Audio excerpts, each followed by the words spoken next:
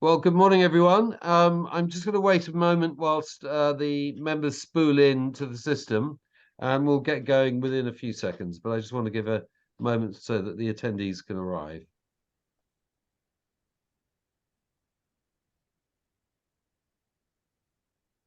Okay. Well, look, good morning, good afternoon, those of you tuning in from Europe, and good evening if anyone's tuning in from the Far East. My name's Tom Jenkins. I work at ETOA, and it's a great honor to be joined by Celine Sutton, Ashima Ratti, and Kevin Kelly for this discussion on the North American market.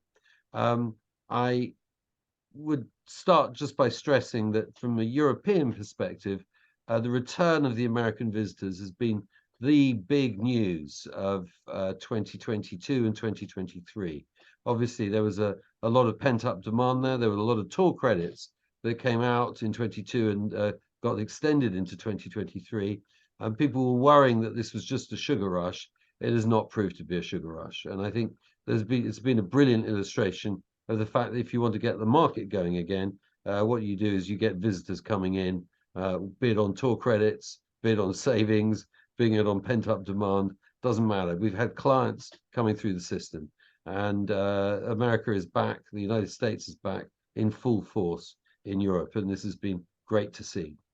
I'm going to start off by asking everyone to introduce themselves, and I'm just going to start off in almost first name alphabetical order, if I may. And Ashima, do you want to say hi? Yeah, hi everyone. My name is Ashima Ratti. I am the president and COO of Context Travel. For those of you who don't know us, Context, we're an international tour operator. We offer local expert-led experiences. We're in 60 destinations around the world, but predominantly 80% North America, outbound to Europe. We predominantly do private tours, but we are in the small group market, small group. I think we'll have a good conversation about groups today. We cap our groups somewhere between 6 and 10 people, so pretty small. And we also have audio tour offerings. So nice to meet you all, and I'm looking forward to a nice discussion. Thank you, Ashima. And Celine. Hello, everybody. I'm Celine Sutton. I'm the product manager for WorldStrides. WorldStrides is a US headquartered educational tour operator. However, we do sell to the US, to Canada, and to Australia. I understand today we're focusing on the North American market, so I'll be sure to keep my focus there. So we sell a whole range of educational, experiential travel to students, anywhere from 5th grade through to MBA university level. I manage the K through 12 portfolio catalog for WorldStrides, and that's essentially your teacher-led program. So you might know this as your Spanish teacher over the spring break, taking their Spanish class over to Spain, for example, for a week of cultural immersion and sightseeing. We also sell sports programs, performing arts programs, domestically and internationally. And we do primarily send most of our, well, a lot of our groups end up traveling to Europe. So we're going to focus a lot on that today. I'm sure more to come. Thank you. And Kevin. Yes, good morning, good afternoon to you all. My name is Kevin Kelly. I'm the Business Development Director at Crystal Travel and Tours. We're a Boston-based company that's been in business since 1985, selling customized vacations to US and Canadian visitors to Ireland and the UK primarily, although we do service some other destinations in Europe as well too. Thank you. And Kevin, I believe you specialize largely in FITs rather than groups. Is that correct? Yes, yeah, FIT, customized FIT vacations, yeah, is our primary market we operate in. Well, marvelous. I think I'm going to start off with some fairly obvious questions, but really just what was 2023 like? I mean, from your point of view, and I'd be very interested to hear what 2024 is looking like. And I think we'll start in reverse order again. Kevin, do you want to kick off with that one? Sure, thank you. Yeah, 2023 was actually our best year ever on record. It was tremendous, and 2022 was decent. Obviously, 2021, 2020 were challenging, but 2023 just, it seemed like it was, the demand was everywhere. And even though maybe costings had increased a bit with inflation or with just demand pushing things up, we found that people were very willing to pay what it was required to travel, and we actually found that at times the demand was overwhelming. We had to bring on some new staff, which we found to be challenging, finding good people to join the organization or rejoin the organization in one instance. But yeah, 2023 was outstanding, and looking at 2024. We're very busy, and I think one of the biggest problems we have is finding, in Ireland specifically, accommodation is challenging. Certainly in the main city of Dublin, it is challenging at the moment to get accommodation, especially at the price that we're looking to include in our packages. So, yeah, we're definitely positive on 2024, and we just hope that we can keep up with the demand that we're seeing. This is something I think everyone's nodding, but Celine, what's your take on that? What was 23 like, and what was 24 going to be looking like? I'll echo what Kevin said. 22, 23, 24, all looking good. Lots of travel. Both pent up demand, like you said earlier, Tob, but also the concept of this revenge travel, of being locked down for a couple of years and wanting to travel at all costs. I've heard of, North American travelers relying more and more on credit to travel than they have in the past. And that really is that notion of revenge travel. You lock me up, I'm going to continue traveling. Like kind of you said earlier, was that just short term? We're seeing that continue through to 24, 25. We sell 2-3 years in advance to students. So we have sort of a longer visibility into demand, and we're seeing that in the long term as well. While travelers wanting to come again, there was massive demand. It picked up really rapidly post-COVID. What we found was the supply chain wasn't necessarily ready for us to return to travel as fast as we did. We muscled through 2022. We're still feeling, the strain there. What Kevin said, hotel availability, buses, rates. Anyway, I think we're going to go into all of the challenges a little bit more, but yeah, that's been that sort of handling the new rate, how the supply, how the availability of essentially of everything that's required for our trips in Europe, and also resetting our clients' expectations, which are sort of, what do you mean I can't be at the front of the queue, or kind of expecting the same thing they did pre-COVID. So sort of trying to reset expectations where it's a little bit difficult to have full visibility on availability that far in advance. So that's been our challenge. I think this is a very good point. I think we'll return to that in a minute. Ashimi, what's your take on those questions? Yeah, very similar to Celine and Kevin. I mean, 2022, we saw an incredible amount of demand come pouring in very last minute. And Kevin, similar to you, we needed to get staffed back up on pretty much a moment's notice. It felt like the floodgates just pretty much opened up in maybe March or April of 2022 and really haven't stopped since then. 2023, we also had a banner year. We were seeing 55 to 60% growth. It was really incredible what we were able to see. 2022, we actually managed to hit pre-pandemic levels. And 2023, we had our best year on record as well. I'm not sure the other operators didn't mention this, but we did start to see some things slowing down towards the end of the year, especially with unrest in the Middle East. We have seen that trend somewhat continue with inflation and things like that heading into the beginning of this year, but still, as the other operators have said, we definitely, this concept of revenge travel, it was not a temporary phenomenon. We have seen, we actually, the bookings that we saw in 2023, people have exhausted their credits. They are booking cash. They are continuing to come out and they're continuing to spend. The bookings that we're seeing now in 2024, we're pretty much exhausted through those COVID credit times, and so what we're seeing here is travel that's here to stay. Interested to talk as the conversation continues about emerging destinations, because we're seeing some shifts and trends in different destinations throughout Europe. But yeah, I mean, travel is here, travel is back. It presents a number of operational concerns and challenges, changing venue rules, heat waves, all these things to consider and manage that I'm interested to talk to everybody about today. No, you've raised so many issues all at once. It's just what we need, frankly. And incidentally, those of you listening in, do place questions in the question area. There's a Q&A function in the Zoom bar where we'd be really grateful for input from the audience. It makes things a lot more exciting rather than relying on me and the co-conspirators to come up with topics. But Ashimi, you raised a bundle there.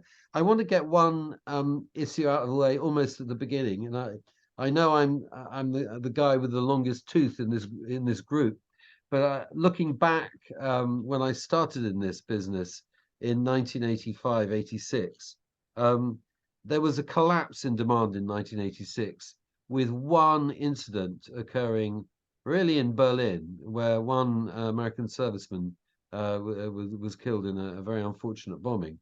But that triggered a wholesale cancellation in demand. And we saw a similar collapse in demand in 1991 with the first Gulf War. And we saw not anything like a spectacular slump in demand, but it was noticeable naturally as a result of the 2001, 2002 occurrences, both of what happened on 9/11 and the subsequent Afghan war. I think what's extraordinary at the moment, am I right, is that we have a land war in Europe, and we have substantial unrest in the Middle East, and yet demand is holding up. Is this the case? I mean, you said that there's some shrinkage, Ashimi, but do you see anything changing, Kevin? Thank you, Tom. You know, to be honest, and I don't know whether this is a good or a bad thing, but we have not seen, you know, a slowdown in demand. Again, the main focus for our business is the UK and Ireland, obviously on the western edge of Europe, and quite far removed from, I think, physically from those unfortunate activities going on. Yeah, some people are cautious. They all, you know, obviously we do have some concern for that, but in the most part, I don't think it really has hampered the demand for the UK and Ireland, and that's just something kind of what we're seeing. No one's really saying, well, hedging my bets, I won't go if things escalate or whatnot. But I think it's maybe out of sight, out of mind in terms of, or maybe some fatigue even involved with seeing the reports every day, and maybe like going on what some of the co-panelists have said about, you know, people being, I'm going to go whether anything happens. You know, I was inside for 2 years and I want to go and nothing's going to stop me. So I think that, in short, no, we're not really seeing anything suppressing the demand due to those incidents at the moment. That's and Celine, what's your take on that? I'll agree with that. We do have some customers that are concerned, of course. They do rely on us for our in-house expertise. We have a health and safety department that constantly monitors travel advisories and ongoing situations, political unrest, you know, potential terrorist attacks, etc. And they're very good at giving our sales teams talking points to reassure our customers. They just want to know. On top of that, it doesn't deter people from traveling to Western Europe. So we might have some itineraries that dip into, you know, Central Eastern Europe, for example, and there may be some questions, but it doesn't really deter them from traveling. What it does is essentially we offer, depending on insurance and things like that, but there's some rerouting happening. So perhaps, you know, some groups will avoid Poland, or instead of traveling to Egypt because of what's going on in Israel, they may rebook to Morocco or Spain, something like that. So there's some flexibility there on our side, but it's minimal.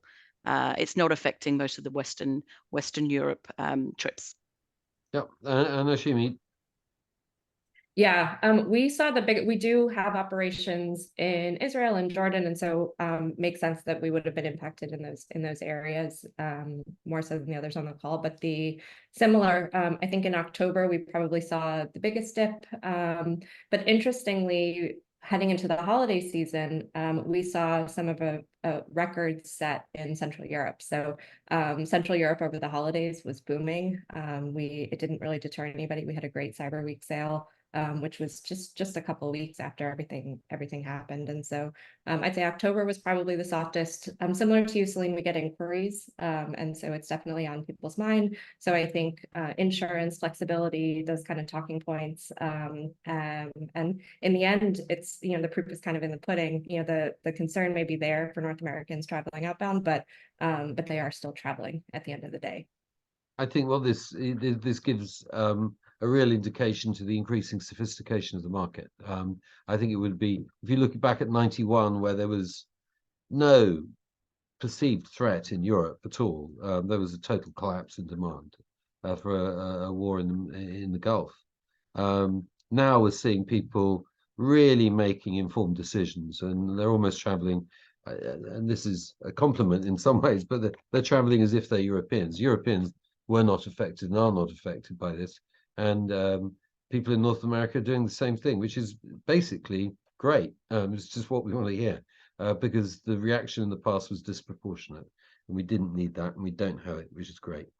I think just very quickly, you raised the point about the difficulties of going from really no miles an hour up to 100 miles an hour in terms of your business cycle. Kevin, you pointed that out. I assume you've done that, and Celine, you alluded to it. And in Europe, we know that we had exactly the same thing, particularly on the supply side. Hotels, particularly hotels, had to go from having let go of all their staff in 2020 to suddenly recruiting up to full capacity. And it's not surprising if you fire people basically 1 year, and then 2 years later try to rehire them. You find that they've gone to work for someone else, and they're not necessarily have got you high on their list of people they want to work for anymore. So it's this has been a real struggle in Europe, and it's interesting that you found it too. So it's shared everywhere. Has there been any perception? What we were worried about is that we were really worried in 22, and slightly less worried in 23, that there may be a perception on the delivery, the quality of delivery taking place. Has this been affecting the market at all? Celine, start off with you. No, it's a good question, and as part of my role, I train our sales team on setting expectations. What does it mean to travel with WorldStrides to France, to Italy? And one of the biggest questions I get from the sales team is, what's changed? What can our customers expect? And it's quite difficult to set clear expectations, because what I'm seeing is in the background, things are a lot more difficult. It's a lot more difficult to secure hotel space, buses, attractions, and we're having to spend much more time doing that than before. And a couple of groups will slip through the net, and we won't be able to secure an entrance to the Vatican for Colosseum. There's just massive demand due to over tourism, for example. So it's hard to really set those expectations with our customers, other than just say, well, be prepared to be flexible for a change of itinerary. There's not, we're not at the point yet where we're removing these major landmarks and attractions from our itineraries. We're just sort of struggling in the background a little bit more than we did, and we've been sort of drip feeding our customers as to what to expect. So there's no big guidelines for us to be able to give to them. Ashimi? Yeah, I would agree with you, Celine. I think we haven't had a dip in quality, but in order to keep the same quality, it has taken a ton of extra effort on the back end operationally. Our teams are working 2 to 3 times as hard as they were before COVID to just deliver the same level of quality. So keeping that quality high is really important to us. So we monitor quality on a daily basis, and we use NPS and tour scores and things like that, expert scores. We've managed to keep them consistent, which is a testament to the team, but operationally they are incredibly challenging. I think in order for this to continue to be sustainable, operators are going to need to start to partner with venues. Venues are struggling to keep up with demand themselves. So we don't work with hoteliers quite as much, but we work with venues. We work with Vatican. We work with the Colosseum, and they are struggling to keep up with the demand as well. And so I know they are looking for partners. They're looking for ways to improve their regulations. Versailles has just called meetings with all of the operators to try and keep up with the demand. And I think this is going to be really important in the years moving forward. I can definitely foresee some shifts in terms of how they work with partners to try and manage the influx of demand. I think you're raising a leading question in some ways, and I think Kevin, we'll hear from you on the difficulties you're experiencing. But I just placed a marker. What we must move on to is, what do we do when there's a finite supply of things that people want to see? And we've seen this at the Alhambra now for over a decade, and we've seen this at the Eiffel Tower for over a decade. but there are more and more attractions, which are alpha attractions, which are falling into that bracket. And you already alluded to this, Kevin, with trying to find accommodation in Dublin, which we could have an entire webinar on the subject of accommodation in Dublin. But over to you on that question. Just echo what the lady said earlier. In the background, my team is working extra hard just to meet the same, results. We found even very difficult to motor coaches with drivers, for the quality drivers, people who are requesting specific people. We have a lot of repeat business, and they want the same person to drive them around, and that certainly has been a challenge. What we found is sometimes we have to go back to the client and say, look, he's not available that week. Can you change your plans to meet his availability? And it's kind of something you probably wouldn't have done 10 years ago. It would just it wouldn't have been even a consideration. But I think one of the things that we've had to do in being in business for nearly 40 years, just really lean on our preferred vendors and suppliers, people that we can trust, and we take their advice on what's possible and what we have to work with. And I think it's just basically overall just more work in the background to make sure you meet the same results. And maybe the client doesn't always see that, but that's something that we've certainly been seeing. And I can understand what my co-panelists are saying here as well too. It certainly is something that we've had to do to achieve those results. I think, I think you hit the nail on the head. I suppose the broader question is, what do we do? I mean, we've got America for Europe. The demand for Europe in America is booming, so we're getting loads of people from North America, and we're full. We're getting pretty full.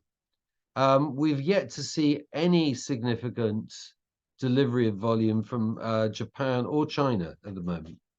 And India's started to come on stream quite strongly, and the rest of Asia was starting to grow very, very strongly in terms of demand for Europe. So we're going to look. I mean, it's perfectly possible. And guys, what a nice problem to have when we look at it from the point of view of 2021, where we were just sitting there with our mouths open. But what do we do in these situations? Do we start exploring lower season options? Do we start exploring more out of the way? Second tier is probably not the right way of phrasing it, but people do refer to themselves in those lines. Different destinations, emphasizing more on the unusual nature of what can be offered, rather than trying to get into places where now it's getting London and Dublin. And Paris, to a certain extent, are really difficult destinations to find space in. Celine, what's your take on that? It's an interesting conversation, and one that we have so frequently, especially with the delivery team that's saying, this is becoming harder and harder, near impossible to book. The catalogue does include more off the beaten track destinations. We have obviously lower prices on shoulder seasons and low seasons to try and funnel more traffic to other destinations. But at the end of the day, what sells is peak season and those major attractions, major sites, major cities. Now, what I can do is build programs that combine the two, and that tends to work. But those off the beaten track itineraries barely sell. Everything funnels through. I mean, even though we have repeat customers on our side, because the teacher may travel with us every year, the students in the back are always first timers. So it's really hard to say you're not going to go to the Wall of China, you're not going up the Eiffel Tower, you're not seeing the Sistine Chapel. It's just there. And the problem that we're facing is that we're not yet at breaking point. We will muscle through. We will spend 3 days when we used to spend 3 hours booking something. We will pay more and we'll get there. So again, I don't think the customer is necessarily seeing that, perhaps maybe a higher price. But I don't think yet we're at breaking point. When at that point, when the doors are shut, we can't get in, we'll be forced into making some changes, and customers will have to go elsewhere. But that's sort of the feeling. And just a quick example, I was lucky enough to go to Barcelona last week, and I got to see the Sagrada Familia for the first time of my life, which was absolutely wonderful. And they're quite good at regulating the amount of people that can go in at one time, which when I'm on this delivery side, I'm thinking, oh, let more people in, I need my groups in. But in terms of experience, it was just wonderful to take in such a monumental attraction with fewer people around me, compared to when I go to Versailles and I feel like I'm just on a train station platform crammed in. But so it's hard. I'll ask my customers sometimes, hey, you went to Versailles, it was massively crammed. Would you rather go to Chamonix, Fontainebleau, another castle instead? They'll still say no. That needs to be on the itinerary to sell. So that's the reality of where we're at. Not great to hear, I know, but It's like selling Hamlet without the prince, as they say. Is that your feeling, Kevin? I mean, are there things you just because everyone's hoping that this overload on the honeypot bucket list destinations is going to give rise to more regional tourism, more experiential tourism. I don't approve of the word experiential, but it's used a lot. Is there any hope for that, or is it really, you can't send people here and not I mean, get I'll echo what Celine said. Even if people have to wait in line a little bit longer, they're not going to want to miss, the Guinness Storehouse. They're not going to want to miss, these A+ excursions. And for years, we've been trying to get people to go outside into the secondary and tertiary destinations and self-driving or whatnot. But people always want to do the things that are on their list. Kiss the Blarney Stone, that sort of stuff, and it doesn't seem to go away. And we certainly do have people that go off the beaten path. And I know Ireland specifically has done a great job with the Wild Atlantic Way, getting outside and away from the main tourist areas. But overall, it's very difficult to kind of expect people, especially first or second time visitors, to take that up and run with it. And the tourist boards do a great job trying to promote regionalization, but then again, you run into problems with levels of accommodation that in these areas that don't have the demand or the volume. So we had the same issue outside of the two big cities in Scotland as well, where you're in the Highlands and Islands. There just isn't the quality of accommodation that Americans are demanding, and that adds to the challenge. But overall, I do think that the main destinations will always be the main attraction, and that's what we have to cater to, is what the client wants. Ashimi. Yeah, it's funny listening to this conversation. It feels like a leadership team meeting at Context. When I say that we have this conversation day in and day out, we are talking about this day in and day out. A lot of buzzwords were said here and are things that we're talking about and thinking about all the time. Shoulder season travel, definitely, but not for every customer, right? So we are seeing shoulder season travel take hold in empty nesters and in older travelers, but not in families. Families are traveling during peak season, during holidays, as they always do. And so thinking about how we cater the messaging to different audiences is really important. Thinking about what folks are saying, Tier B or emerging destinations, we are starting to see some of these trends increasing on the ranks for us this year are Amsterdam, Barcelona, Lisbon, Madrid. I think this is going to be a year of Spain, and the upcoming years are going to be years of Spain, which is really great to see. But agree with what everybody says. I think, for first-time travelers specifically, they want to see the venues. They want to see the top destinations. They want to go to Rome. They want to go to Paris. They want to go to London. They want to see the Vatican. They want to go to the Eiffel Tower. The challenge for us in the conversation that we've been having is talking about repeat customers and how to get the repeat customers to tell the story, because I think a lot of it is actually on us. We are a longstanding B Corp. We care a lot about sustainability. We care a lot about the sustainability of these destinations. And so we take on a lot of the responsibility to storytell around over tourism, to try and get people to say, okay, great, go to the Vatican, but then go see the Caravaggio and go to the Borghese and kind of get out into the city, to these things that are actually just as great, incredible experiences. And so we try and write blogs and do some storytelling to try and push that. And I think if operators are kind of coming together to tell this story and talk about the damage that it does on the cities, I hope that maybe not next year, but 10 years from now, hopefully we'll be telling a different story. The other thing I'll mention that we are trying to do for the top destinations, particularly where people are just going to want to go, we are looking at afternoon times where there's a lot less demand. We're trying to funnel folks to later times in the day.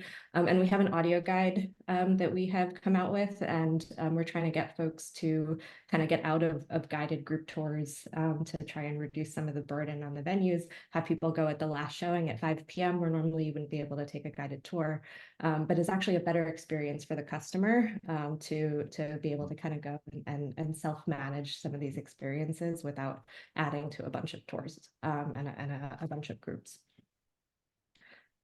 Wow. I mean, do you think, I'm just looking at it from the point of view of the scheduled series operators who are not in this conversation, and they suffer from exactly the same issues that you've got. It's very difficult to sell a comprehensive tour of Europe that does not include the principal attractions which drive people to Europe. The product doesn't sell. And so they've got to find a way of accommodating them. And I think we're going to be looking eventually at a kind of price demand continuum, that the most demanding places will start pricing themselves up and up and up until people start going, well, it's just not worth that amount of money.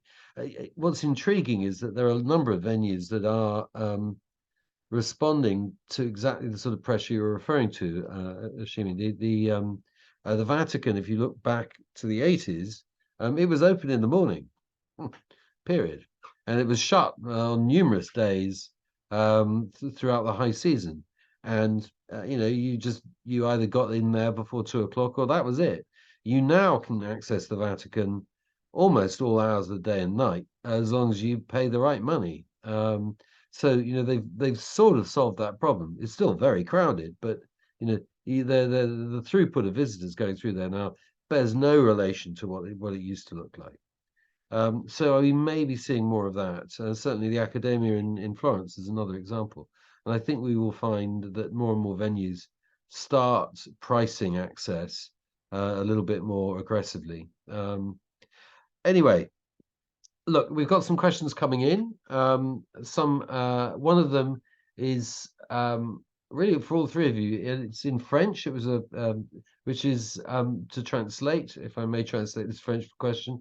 It is, what are the most Beacon? What are the main attractions, destinations in France for the North American market?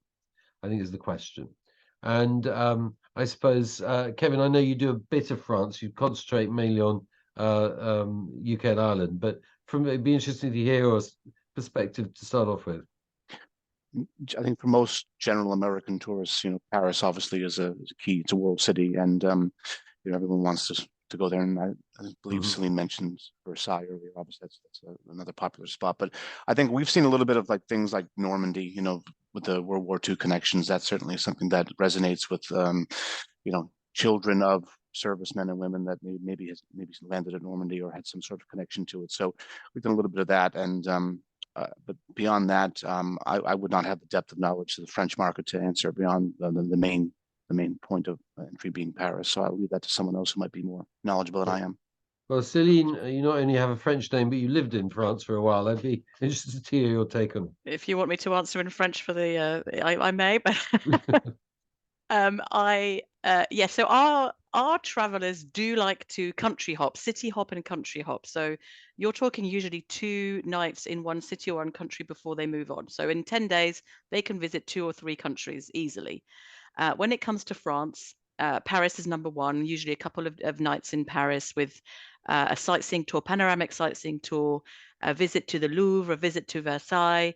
There are groups that like to spend a little bit more time, and they'll see other museums or go to Giverny or do an excursion to Chartres, for example.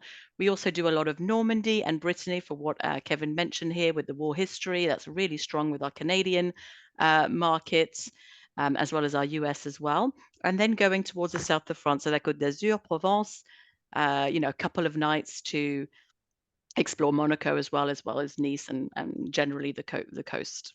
A little bit in Bordeaux, a little bit in Lyon, but mostly those are the areas that are visited. Okay. Ashimi. Yeah, much of the same. First-time visitors, it's Paris, Paris, Paris. They occasionally, many first-time visitors will do the day trip out to Versailles, and that's usually about it. When we look at repeat customers, we are also seeing a lot of the World War II history, the trips out to Normandy. We do get a lot of food and beverage tourism, so we do get trips out to Bordeaux. We do get trips out to Reims in the Champagne country. And then for repeat customers, they do like the south of France. So Aix-Provence, July, the lavender fields obviously are beautiful. What I didn't hear folks talk about was the Olympics this year. So we are experiencing Paris is going to be a really interesting destination this year. There's obviously a huge influx of Olympians, but maybe not as huge of an influx of tourists is what we're noticing. So it's Olympics related tourism, but not necessarily, venue related tourism, food and beverage related tourism in the way that it was before. Many venues are going to actually be closed. And so we've been working really closely with the rules and restrictions. So I will say that the 2024, we expect to be a very different year in Paris and in France in general than we typically expect. I think you're nailing it. I think the issue with the Olympics, and I'd be interested to hear if people agree with me. And the Olympics is a topic which ETOA ground its teeth on in 2012. You're quite right. It's a great event, but it's not a tourism event. And if Paris has a sold out sign on it, running for 6 weeks, 6 to 8 weeks in the middle of the year, at the height of high season, it's going to be very difficult to sell the rest of France if you can't include Paris. And the idea that you're going to get displacement tourism, people going, well, we can't go to Paris, but we will go to the Loire or to Giverny or the Champagne region or wherever, really doesn't work. And I think we're going to be in for a bit of a rough ride. Is that your perception, Kevin? Yes, I would generally agree with that. I mean, I think anywhere you look at where the Olympics are being held, it certainly, as you said, is not a tourist destination. And I think that a lot of cities find out after the fact they end up losing money on hosting Olympics. And so, I mean, I'm not sure what Paris's position is, but it would be, as you said, it'll probably be full with Olympians and their families visiting. But very hard to convince someone, at least here in the U.S., I think, to travel overseas to France and not go to Paris. And so I can't see how it would be a starter from my perspective. It's going to have repercussions as well, because the number one product the scheduled operators provide really is the London-Paris combination. And if you take Paris out of that combination, it's not as attractive an option. So we're going to see some interesting repercussions. The news with Paris is that they, at the moment, are saying that they've sold 25% of their available tickets to non-French nationals. This is an extraordinary surge in foreign demand for Paris. Now, whether these people will be staying there or just coming in for the day or staying outside and coming in, we don't know. But it's the most international Olympics we've seen really ever, I think. There is a wider issue that the families of the Olympic athletes and the officials and the government representatives usually occupy around about 8,000 rooms a night during the Olympics. Paris has got 80,000 rooms, so they've got a lot of hotel space to do. Last minute deals to Paris may be the option, I think, coming up. Maybe the story of 24. Okay, I've got another question here, which is, when do you start selling 25 is the question. I mean, Celine, you already partially answered that question, but I mean, Kevin, can I start with you, because you're running a slightly different operation there. Well, when is 25? You're going to be booking 25 or trying to place 25 now, I'm sure.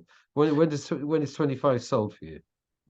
We're not actively selling 2025 at the moment. I mean, we have had a couple of long-range inquiries that we're maybe keeping warm, but we're still selling 24. It's full flush right now. And again, we're a smaller company, family-owned business. We deal with highly customized inquiries, and so yeah, we're still selling 2024. And to be honest, we probably haven't even started looking at 2025 contracting. And I know some of the circuit's starting soon with the tourist boards hosting their events in the next couple of weeks, months. But for now, we're still focused entirely on 2024. Yep. Ashimi. Yeah, similar. The way our business model works is customers can book whenever they want. If customers want to be booking in 2026, they can be booking in 2026 on our website. So we just monitor where they are actually booking without restrictions. And so what we're seeing right now, and actually since COVID, we've seen more shorter term bookings. So we've seen the booking window go down. Granted, we're a tours and experiences, so we're being booked last most of the time. Most people are booking their packages and their hotels and things like that first and a little further out. So right now we're still booking Easter. We're booking peak season. And we're booking a little bit in the fall. Come September, October, heading into like the Cyber Week sales and things like that is when we really see the huge influx of demand for 2025. We do our planning and make sure that we have the supply and our tickets and contracts and things like that negotiated come like October for 2025. But as of right now, we're still seeing spring and summer 2024. See. Yes, so we are currently selling through to 2026 and imminently we'll start opening up 2027 pricing for our customers. Just something to be mindful about is that we sell to teachers who then sell to parents of their students. So enrollments come in later. So I suppose you're ever as early as your last enrollment, which can occur up to 3 months prior to departure. So while we may have visibility on estimated group sizes for enrollment for signups that happen today for 25, 26, 27, we'll never fully know how much those groups fill up until much later on in the process. But it does give us an indication on how things are pacing. Just one question on that. I'm intrigued. We obviously lost 3 years really of students and youth tourism in 2020, 21, and 22. Is there any scope? Have you seen any of the school groups that couldn't go those years? Have they rebooked and thus creating almost unnatural demand this year and next year, or is it do they just shrug their shoulders and say we missed our chance to go to Europe that year, forget it? That's right. And some of them graduated, moved from middle school to high school to university, and missed out on their chance. So that teacher that had a, 30 passenger estimated group may have just had complete for 2020, then ended up traveling 2023 was a completely different cohort that it was meant to be in 2020. So yes, some of them were able to rebook, but that trip is usually tied to a class, to a teacher. So yeah, some of those students unfortunately did miss out on the experience of their international tour abroad. All right. International tour. This is a quick question which I can answer, but I'd much be interested to hear your perspective on it. This is a slightly old canard. Will the US elections have any impact on consumer demand? Kevin? I don't think so. I mean, obviously it's a hot button issue in the United States here, and everyone has definite opinions on it. But I don't think it really impacts travel at all. I think people are, if they're going to go somewhere abroad, they're going to go somewhere abroad, and I don't think it matters who's sitting in the White House. Okay, thank you. Ashimi, what do you think? Agreed. Yeah. I've seen a few election cycles and we always talk about it and things come and go as normal. Celine? The only fluctuation I've seen was on the domestic side. We do a lot of trips to Washington, D.C., and we have an event for the inauguration, and that will dip depending on who gets elected or not, but that nothing on the international side, really. Wow, no, and I agree. We've done analysis on this, and there is no indication that there's any kind of fluctuation due to there being an election. It's a sort of myth that lingers in Europe. I first heard it back in the 80s, and it keeps cropping up, and it's cropped up here, which is great. Okay, I agree with the panel. They're saying that, is there a pattern emerging in from 22 through to 25 in terms of specific destinations, travel products, services, and priorities? It's a slightly different question than the one I posed earlier. I mean, do you see any trends occurring in demand over the years? Ashimi, can we start with you, because you never got to first? Yeah, sure. I mean, I think when the revenge travel came in, we saw a lot of those, bucket list destinations. And like we talked about, we're starting to see some of these other destinations emerging as people are making their, usually we see a 2-year gap for trips to Europe. So people will go, and then in the middle, maybe they'll do a beach vacation the next year, and then they'll go back to Europe the year after that. I think that's probably why we're seeing an increase in some of these destinations like Amsterdam and some destinations in Spain. In the beginning, though, as people were doing more of the revenge travel, it was Rome, Paris, London, and now we're seeing a little bit more of a diversification. Still Rome, Paris, London, plus more. Celine? Overall, I'd say more of the same. However, there are some emerging trends that have been happening over the last few years. We have increased demand for STEM-related activities or programs, hands-on or just learning about science, technology, engineering, and math. So it could be science museums to actually doing workshops, hands-on conservation projects. So growing demand for that, growing demand for our sports product. So these are, I'm going to use the American word, soccer coaches from the US that travel with their squad over to places like the UK, Spain, Italy, Germany that are known for their expertise in the field, and they will play against locals. They get coaching clinics. They'll go and see professional games. On top of that, they will also do some sightseeing. So it's a blend of the two, and that's really growing. Beyond soccer, we're seeing more demand for basketball, golf, lacrosse. You name it, it is growing. There's also a little bit more demand in theme trips.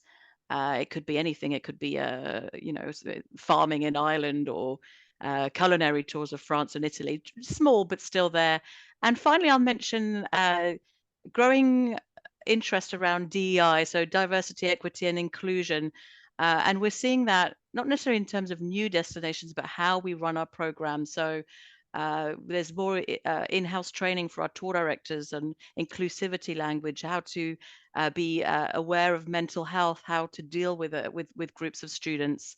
All of the educational resources we have been revised. We hadn't revised them for a few years, but we have educational programs around, sort of the kids could do a debate in the UK in Britain to identify the greatest Britain. They debate who that is, and it all used to be a bunch of white men like Winston Churchill, for example, but we've reviewed that to include people like Mary Seacole or Alan Turing, that obviously was a hero at the war for cracking the Enigma code, but also was later persecuted by the UK government for being gay, later pardoned, of course. But again, adding more of that context to our DEI to our programs is a growing trend that we're seeing. Kevin? I think from our perspective, we find that, and this is probably similar to other operators in the same space as us, but, people are traveling maybe in larger family-sized groups, grandparents taking grandkids to abroad. And, whereas, maybe pre-COVID, it was more couples that we would deal with or groups, smaller groups. But I think that's a trend that a lot of people have seen, kind of core family group traveling. One thing we do find as well too is that we have clients now that, and this is probably speaking to the growth of globalization of like the Premier League or things like that, where they go to travel to attend sporting events, not the Olympics per se, but a Premier League match or something. And obviously golf is huge for us in terms of an appeal in the UK and Ireland. I know that the Open Championship is coming back to Ireland. I believe it's next year, and then the Ryder Cup is coming back, and that definitely drives demand, and people will travel over, play golf elsewhere, maybe watch locally in the same time zone, and do that. So we found that's something that people are kind of focusing on a bit more than we saw in the past, and probably got to do with the growth of the game internationally, golf and soccer. And while we don't specialize in, I know there are people who specialize specifically in sports tours, which we don't, but we do kind of get a knock-on ancillary effect of that. That's great. No, and it's one of the features that there are a whole suite of specialist operators operating in Europe that do things like choir groups or theatre groups or any form of special interest. Square dancing groups, if I remember rightly, unbelievably took a tour of the West Country in England to perform square dancing. And I think it's is a great opportunity to actually get out and about a bit, and at the same time they want to see the main attractions of the places that they're going to, undoubtedly. So I mean, this is a really quite a profound way of visiting a country in some ways, because you get to engage with the local population in a different way from what you would normally do. I've got a question here, which is of real pressing interest. They're wanting to know. Sorry, I'm just trying to call the question up while I speak, but I can remember what it was. Is that what traction is there in the market for sustainability and I suppose responsible tourism? Ashimi, you alluded to this. This was, this is one of the things you want to do, and it's. I suppose there are two flavors to it. Famously, one is, you know, what is the ecologically sustainable angle? Does that have any traction with your clients? And the second question is, does does the impact that you're having on the community that you're visiting, how can that be made to be beneficial or at least not damaging? Does that, are people concerned about that? I think I'll start with Celine, if I may, and then I'll finish with you, Ashimi, because I know you're worried about it. So you can round off. Celine. Yeah, it's something we worry about in-house, obviously making sure that these destinations are sustainable, that our students leave a positive impact on the places that they go to. What we're seeing in terms of what our customers demand is more around the STEM aspect in places outside of Europe. So they are looking for ways to impact destinations positively. They could do some conservation projects, learn about, there's concern around animal welfare, for example. So we're seeing more of that on the sort of Asia, Africa, Latin America side rather than in Europe. But yes, in-house, we are concerned about places like Venice and Barcelona and Amsterdam and all the effects of over-tourism. But it's not something that comes up as much on the customer side for those destinations. Kevin?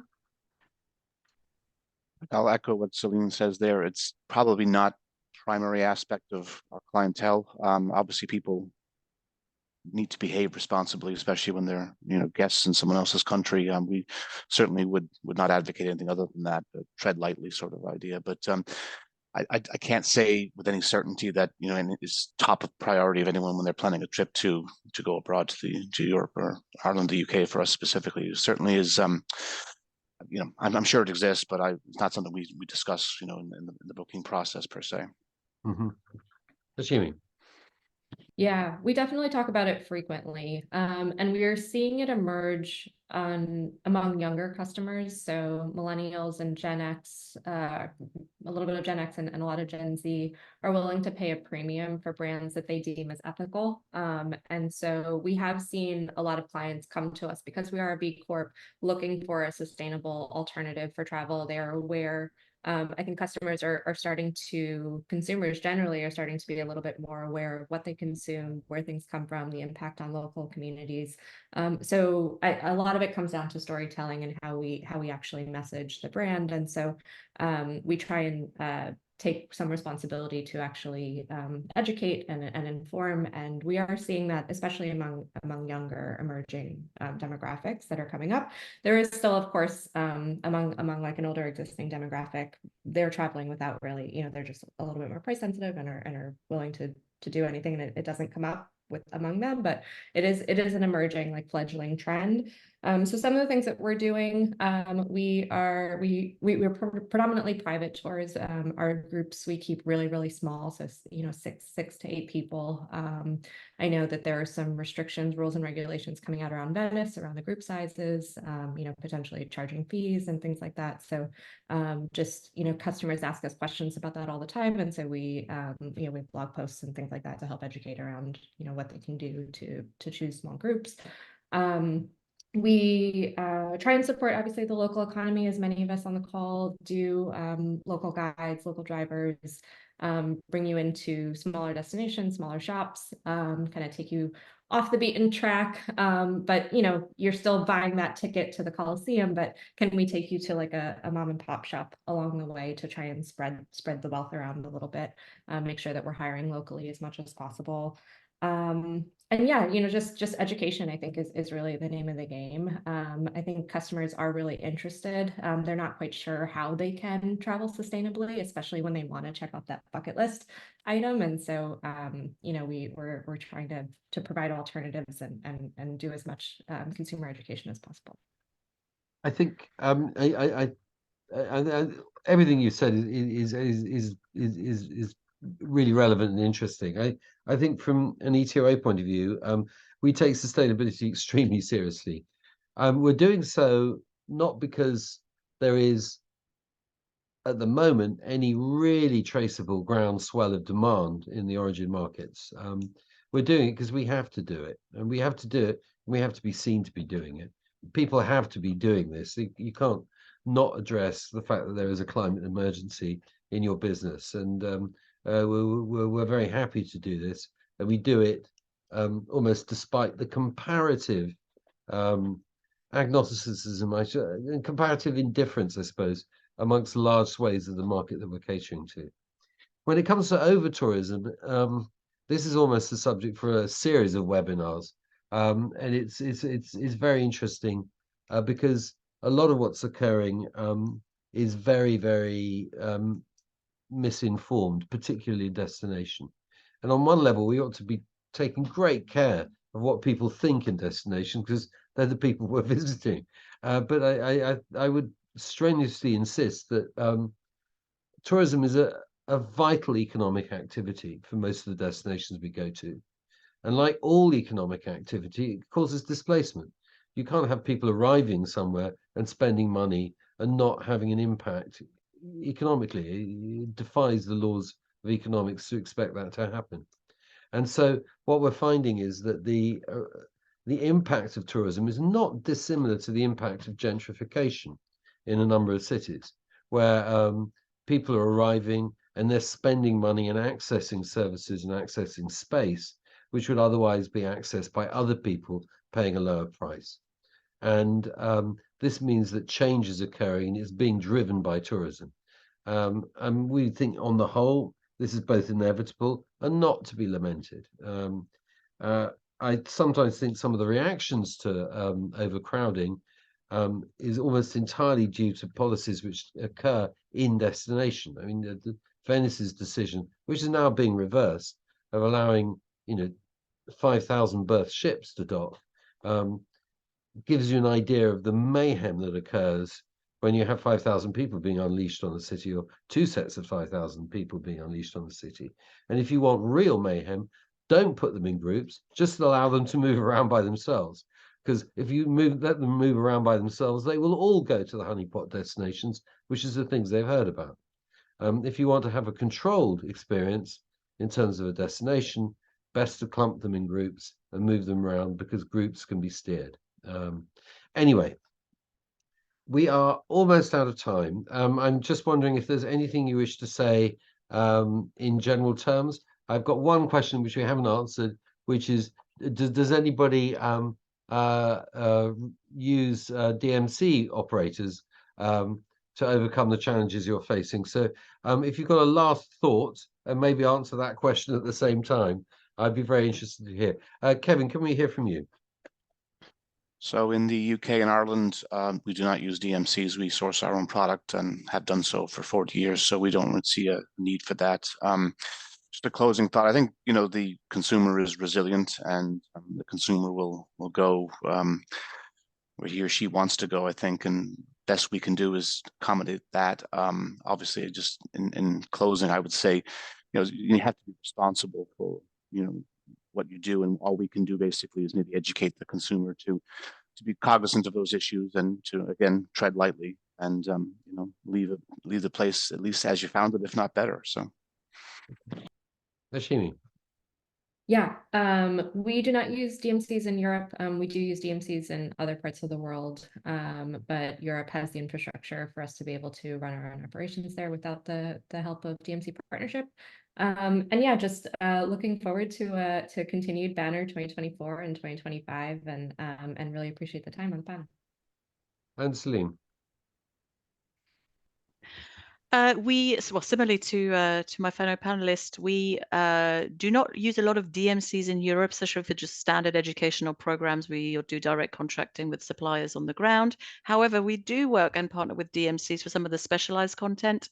So the performing arts type programs that Tom mentioned earlier, they're a great resource, of course, for not only setting up the performances, but also promoting the performances. So that's expertise that's very welcome. And also for our sports tours, again, linking our squads up with local squads, etc. So that's where really we will partner with DMCs with.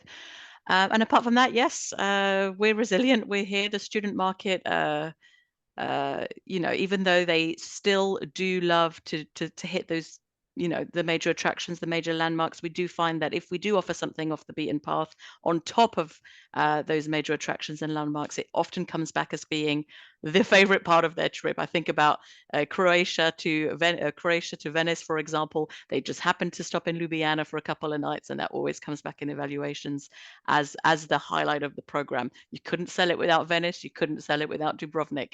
But we try and include a little bit more. So that's our strategy, and we'll keep being responsive to make our programs more sustainable, of course. So that's a major in-house concern. Thank you all for today. Well, thank you. And thank you, Kevin. Thank you, Ashimi. Thank you, Celine. A big shout out to the European Marketplace North America that ETOA is running. Please look it up on our website. It's going to be on the 29th of February. We've got lots of European destinations.